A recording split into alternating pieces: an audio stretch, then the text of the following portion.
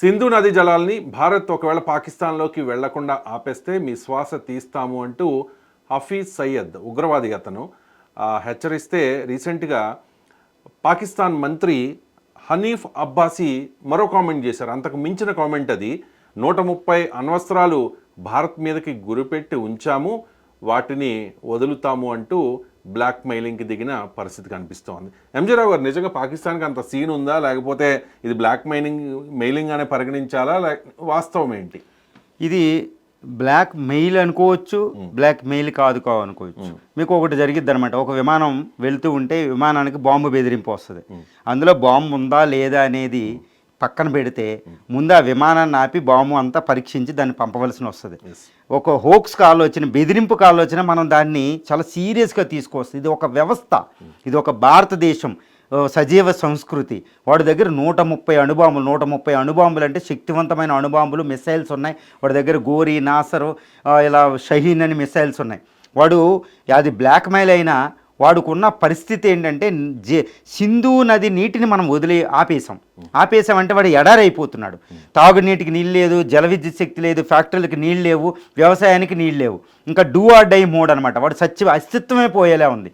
కాబట్టి అణుబాంబులు వాడు వదిలే అవకాశం ఉంది. It's not a blackmail అండి, దెర్ ఈజ్ ఎ ట్రూత్. దాని వెనకాల నిజాలు కూడా ఉన్నాయి. సో అణుయుద్ధం ప్రమాదం అనేది ఉంది. ఎందుకంటే వాడు మనం పోయేటప్పుడు అటేపడు పోవాలని కోరుకుంటాడు ఎవడైనా. అసలు పిచ్చి దేశం పాకిస్తాన్ దేశం, దాయా దేశం, తీవ్రవాద దేశం, తీవ్రవాద మైండ్ సెట్ ఉంది. 4 యుద్ధాలు ఆడు ఓడిపోయి కొట్టుకుంటున్నాడు ఆక్రోశంతో, ఇగో అంతా దెబ్బతిని ఉంది. సో ఏదో విధంగా ఇండియాని ఓడించేద్దామని ఉంటుంది. నీరు కావాలి వాడికి. కాబట్టి ఇది బ్లాక్ మెయిల్గా ట్రీట్ చేయడానికి లేదు, ఇందులో వాస్తవం ఉంది. ఒకవేళ బ్లాక్ మెయిల్ అని మనం ఇగ్నోర్ చేసామనుకోండి, ఉపేక్షించామనుకో, మనకు మొదటికి మోసం వస్తాయి. సో అందువల్ల ఏంటంటే it's not a blackmail, there is a truth అండి. కాబట్టి నిజం ఉంది, బ్లాక్ మెయిల్గా మనం పరిగణించకూడదు దీన్ని. ఓకే, పిచ్చోడి చేతిలో రాయి అనుకున్నాం కదా. సో ఈ అణ్వస్త్రాలు కూడా పాకిస్తాన్ చేతిలో ఉన్న వెపన్స్ ఇవన్నీ. వాళ్ళు ఏదైనా చేయొచ్చు, ఎందుకంటే వాళ్ళకి ఒక పద్ధతి, పాడు రిలేషన్స్ అనేవి ఉండవు. కానీ ఒకవేళ అదే చేస్తే కనుక, అంత మూర్ఖత్వంగా భారత్ మీదకి అణ్వస్త్రాలు ప్రయోగించే పరిస్థితి వస్తే మరి భారత్ అందుకు సిద్ధంగా ఉందా? వాటిని ఆపే టెక్నాలజీ మన దగ్గర ఉందా? ఒకటండి, భారతదేశం ఏంటంటే అది పాకిస్తాన్ యుద్ధానికి దిగిన, పాకిస్తాన్ అణుయుద్ధానికి దిగిన, దాన్ని ఎదుర్కోవడానికి కావలసిన ఆయుధ సంపత్తిని, వ్యూహాలని మనం పెట్టుకుని ఉన్నాం. అందులో ఏంటంటే S-400 మిసైల్ సిస్టము. ఈ S-400 మిసైల్ సిస్టమ్ ఏంటంటే పాకిస్తాన్ 400 కిలోమీటర్ పరిధిలో ఏది ఆకాశంలోకి ఎంటర్ అయినా మనం పేల్చేయగల శక్తి ఉంది. ఈ S-400 మనం రష్యా నుంచి దిగుమతి చేసుకున్నాం. ఈ మిసైల్ సిస్టమ్ దాటి పాకిస్తాన్లో ఉన్న F-16 అని, గోరీ మిసైల్ అని, లేకపోతే ఇంకా మీకు షహీన్ అని, వీటి ద్వారానే వాడు ప్రయోగించాలి అణ్వాయుధాలని. ఈ అణ్వాయుధాల ప్రయోగానికి ఉపయోగించే F-16 వీటిని ఈ S-400 మిసైల్ సిస్టమ్ గాల్లోనే కూల్చేస్తుంది. కాబట్టి అది తర్వాత ఇదిగో ఈ విమానంలో కనిపించేది అవాక్స్ అంటారు. ఇది ఎయిర్బోర్న్ ఎర్లీ వార్నింగ్ సిస్టమ్ అంటారు. దీన్ని కూడా మనం ఏంటంటే సంసిద్ధం చేసుకున్నాం. ఈ అవాక్స్ అనేది దీన్ని కూడా మనం సిద్ధం చేసుకున్నాం. అవాక్స్ అనేది ఈ AN4 అని బోయింగ్ ఫైటర్కి ఇది అవాక్స్ ఉంటుంది, రాడార్ సిస్టమ్ అనమాట. ఇది ఎప్పుడు మూవ్ అవుతూ ఉంటుంది. దీని ద్వారా కూడా ముందే పసిగట్టేసి మన యాంటీ మిసైల్ సిస్టమ్ ఉంటుంది అనమాట. పృథ్వీ యాంటీ మిసైల్ షీల్డ్ అనేది ఒకటి ఉంది. ఈ S-400లోనే S-400 ఒకటి గుర్తిస్తుంది. ఇదేంటంటేనండి S-400 అనేది ఇది గుర్తిస్తుంది. ఇది 5 ఉంటాయి అనమాట S-400 సిస్టమ్. ఇది S-400లో ఒకటి ఏంటంటే రాడారు, 1000 కిలోమీటర్ పరిధిలో ఇది రాడార్ గుర్తిచ్చేస్తుంది. రెండోది ఏంటంటే మీడియం తరహా మిసైల్ వదిలేస్తుంది. ఇదేంటంటే ఆ మిసైల్ వచ్చే స్పీడ్ కంటే కొన్ని 10 రెట్లు స్పీడ్ తోటి వెళ్ళి అది గాల్లో ఆకాశంలోనే కొట్టేస్తారన్నమాట. ఇదిగోండి, ఇది తగలేదంటే ఇంకో మిసైల్ వెళ్ళద్ది, దీనికి తగలేదంటే 3 లేయర్ సిస్టమ్ అనమాట. 3 లేయర్లు దాటుకుని అది రావాలి. కాబట్టి S-400 దాటుకుని ఎట్టి పరిస్థితుల్లో పాకిస్తాన్ ఇప్పుడు అణుబాంబు మనం ఎదేసే ప్రసక్తి లేనే లేదు. అందువల్ల మన భారతదేశం S-400 మిసైల్ సిస్టమ్ మన స్వదేశీయ పరిజ్ఞానంతో తయారు చేసుకున్నాం. పృథ్వీ యాంటీ మిసైల్ షీల్డ్ అని AMDలో అది దాన్ని దాటి రాలేదు. ఈ అవాక్స్ 5 ఉంది, దీన్ని దాటి రాలేదు. కాబట్టి అణుయుద్ధానికి మనం ప్రిపేర్ అయినాం. వాడు బ్లాక్మెయిల్ కాదు, నిజంగా ఉపయోగించే అవకాశం ఉంది. వాడు బ్లాక్మెయిల్ కాకుండా నిజంగా ఉపయోగిస్తే మనం తట్టుకోగలమా లేదా అనేది మనం ప్రిపేర్డ్ ఫర్ ది వర్స్ట్ అంటారు. కీడెంచి మేలెంచాలి. ఎప్పుడు ఎంత కీడుకైనా మనం రెడీ అవ్వాలండి. మనం రెడీ అయిపోయాం. కాబట్టి ఆడు అణుయుద్ధానికి దిగినా మనకు అంత ప్రమాదం పొందలేదు, ఎందుకంటే రష్యా నుంచి అవి తెచ్చేసుకున్నాం కాబట్టి. అందువల్ల ప్రాబ్లం లేదు ఇప్పటికి. కానీ ఒకవేళ అంటే మీరు చెప్పిన దాని ప్రకారం పాకిస్తాన్కి అంత సీన్ లేదు. ఒకవేళ అణ్వస్త్రం ప్రయోగించినా కూడా మన దగ్గర తట్టుకుని నిలబడగలిగే వ్యవస్థ ఉంది. వాటిని స్మాష్ చేయగలుగుతాం, ఆకాశంలోనే స్మాష్ చేయగలుగుతాం.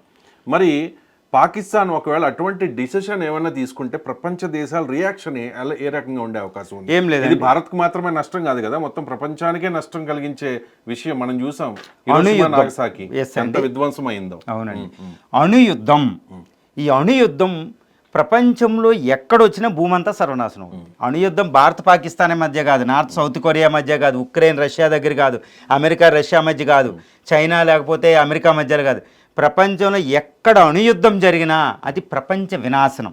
మీకు ఒక చిన్న చెప్తాను. ఇండియా పాకిస్తాన్ మీద అణుయుద్ధం జరిగితే ఇది ఒక 50 బాంబులు వేద్ది, ఇది ఒక 50 బాంబులు వేద్ది, అంతే. అప్పటికే 50 కోట్ల మంది చనిపోతారు. ఇక్కడతో ఇది ఆగదు. ఈ అమృత్సర్ ఈ పరిధిలో 50 కిలోమీటర్ల పరిధిలో అణుయుద్ధం ఆగదు.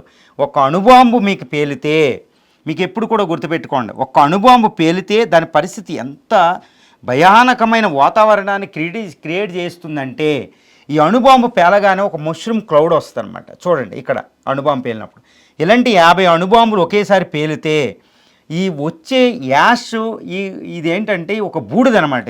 ఈ బూడిద స్ట్రాటోస్ఫియర్కి 10 కిలోమీటర్లు 18 కిలోమీటర్ల పైకి వెళ్ళి సూర్యరశ్మిని భూమికి రాకుండా ఆపేస్తుంది. ఈ భూమికి రాకుండా ఆపేది ఇది ఇండియా పాకిస్తాన్ మధ్యలో ఉండదు. గాలి ప్రపంచం అంతా ఒకటే గాలి. భారత భూమండలం మీద సరిహద్దులు ఉంటాయి, ఆకాశంలో పోతే సరిహద్దులు లేవు కదండి. ఈ గాలి ప్రపంచం అంతా కమ్మేస్తుంది. ఈ ప్రపంచం అంతా కమ్మేస్తే సూర్యరశ్మి రాక ఈ ఇప్పుడు 20-30 డిగ్రీ సెంటిగ్రేడ్ ఉన్న టెంపరేచర్స్ మైనస్కి తగ్గిపోద్ది. ప్రపంచం అంతా మంచు యుగం. ఇప్పుడు పోలార్లో హిమాలయాల్లో ఉండే అంత శీతల వాతావరణం ప్రపంచం అంతా ఆవరిస్తుంది, భూమధ్య రేఖ దగ్గర కూడా. సో దీంతో సూర్యరశ్మి ఆగిపోయి న్యూక్లియర్ వింటర్ వస్తుంది. ఇది 2 సంవత్సరాలు ఉంటుంది. ప్రపంచంలో జనాభా అంతా 500 కోట్ల. అంటే ఇండియా పాకిస్తాన్ మధ్య అణుయుద్ధం వస్తే 50 బాంబులు ఉపయోగిస్తే ఇక్కడ ఉన్న 50 కోట్ల మంది అప్పటికప్పుడు చనిపోతారు. కానీ 6 నెలల వ్యవధిలో ప్రపంచంలో 500 కోట్ల మంది చనిపోతారు. కాబట్టి అందుకే ఎక్కడ అణుయుద్ధాన్ని కోరుకోరు. అందుకే అమెరికా కానీ చైనా కానీ చూడండి, ఇన్ని దెబ్బలాటలు జరుగుతున్నాయి, ఇన్ని గొడవలు జరుగుతున్నాయి. నార్త్ సౌత్ కొరియా, 2వ ప్రపంచ యుద్ధం మీరు అన్నట్టు ఈ హిరోషిమా నాగసాకి మీద ఎప్పుడో 75 సంవత్సరాలు 80 సంవత్సరాల కింద అణుబాంబు వేస్తే ఇప్పటి నుంచి ఎందుకు ఉపయోగించలేదు మిగిలినోడంటే ఆ భయం. కాబట్టి ఇండియా పాకిస్తాన్ మధ్య అణుయుద్ధం, ఆడు బ్లాక్మెయిల్ చేసిన అణుయుద్ధానికి ఏపినప్పుడు వాడు చనిపోతాడు కదా, వాడి పిల్లలు చనిపోతారు. సో అమెరికా కానీ ప్రపంచంలో ఏ బాధ్యత అన్ని దేశాలు కానీ ఇక్కడ అణుయుద్ధం రావడానికి ఒప్పుకోవు. కాబట్టి రేయ్ అంటే అమెరికా రష్యా చైనాలు పర్మిషన్ ఇస్తేనే కదా వాడు వాడేది. ఇండియా మధ్యన జరిగితే చైనా పోద్ది, ఇండియా పాకిస్తాన్ మధ్య జరిగితే అమెరికా కూడా పోతుంది, వెంటనే పోద్దండి. ఆ మిడిల్ ఈస్ట్లో ఉన్న సైనికులు వాళ్ళు చనిపోతారు, 50,000 మంది ఉన్నారు. సో అణుయుద్ధం రావడానికి ఎవ్వరూ ఒప్పుకోరు. కాబట్టి వాడు బ్లాక్మెయిల్ చేసినాడు నిజమైన పిచ్చోడైనా ఈ Kim Jong Un north Korea కంటే పిచ్చోడు కాదు కదా వీడు. వాడు ఇంకా పిచ్చోడు, ఇంకా డిక్టేటర్. వాడే అణ్వాయుధం ఉపయోగించలేకపోతున్నాడు, వీళ్ళు ఉపయోగించరు. కానీ బ్లాక్మెయిల్ అయినా అంటే అణుయుద్ధం ప్రపంచ దేశాలు రానివ్వు. ఒకవేళ వచ్చినా భారతదేశం తట్టుకునే శక్తి ఉంది. అయినప్పటికీ ప్రపంచ దేశాలు కూడా అణుయుద్ధం రానివ్వు. అణుయుద్ధం అంటే అది ప్రళయం, అది అపోకలిప్స్ అంటారు ఇంగ్లీష్లో. అది ఒక ప్రళయం, ఏ డూమ్స్ డే అనమాట.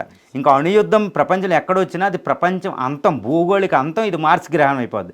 కాబట్టి ఇది బ్లాక్మెయిలే. కానీ బ్లాక్మెయిల్గా ఉండకూడదు, కీడించి మేలించాలి. కాబట్టి మనం ప్రిపేర్ అయ్యి ఉండాలి.